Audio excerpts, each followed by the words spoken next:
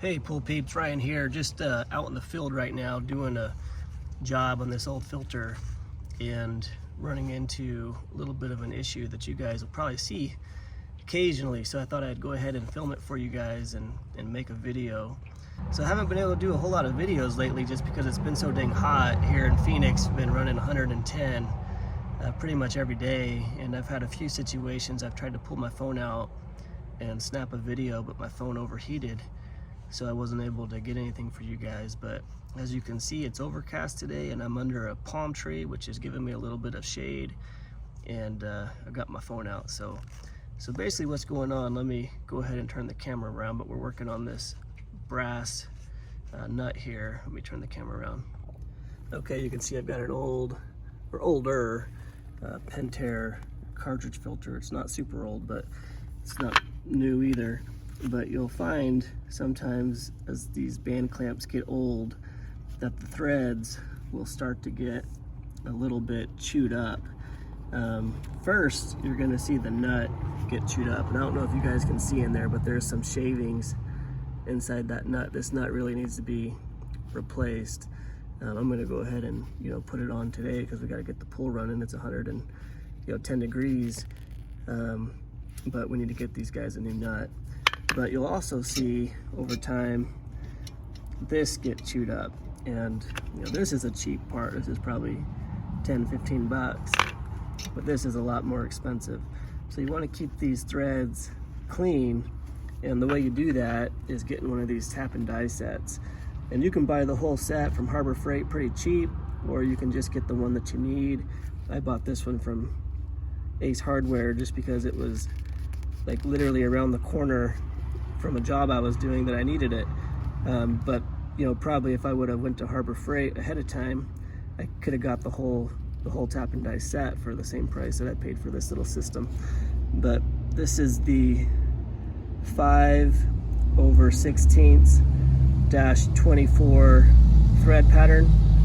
This is the same thread pattern for both Pentair band clamps and also the older style Hayward band clamps. Hayward upgraded or updated to that new thick clamp that uses a different nut system. It won't obviously work on that, but the older style that looked more like the spring and barrel nut that you see on Pentair, this will work for that older Hayward one as well. So basically what you got to do is just put it on. Oop, don't have the camera on the image. All right, so just put it on nice and slow. You want to make sure you got it straight, which I'm having a hard time doing with one hand, but I did it already earlier, so I think you get the idea. But once you get it on there, you just run it all the way down, clean your threads up real nice, and then back it back down. I don't really think you need to clean these up because these are brass, which is softer metal, and you really ought to just replace this. I don't think there's any sense in cleaning this one up. Just get yourself a new one if you're starting to get little shavings like I am. But anyways, that's just a quick tip. I actually had a technician at one point that he would put the band clamp on and then he would tell me that it's stripped out, and this kept happening over and over and over again, and I'm like, what the heck's going on with this? So I ended up having to get this tool for that reason, but I haven't used it a whole lot since he doesn't work for me anymore. But basically what he was doing is I think he was putting the band clamp on and then actually tapping on this part here with a hammer to get it to slide around to where he wanted the nut to go.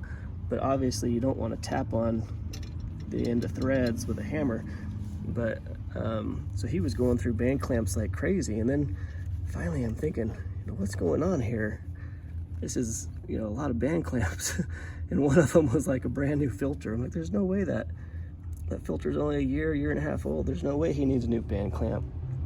It turns out he was tapping on these threads, or he was doing something. I don't know what he was doing. That's what I assumed, because when I come and look at it, this was all compressed in. So I'm guessing he was tapping on this. But anyways, I presented him with it, and he kind of got defensive and didn't want to admit to his mistake. I don't think he thought he was making a mistake, and he kind of got offended that I was trying to, you know, observe his, or that I wanted to watch him do a filter clean, even though he had been in the industry for several years. But it's like, hey man, you know, you're going through band clamps.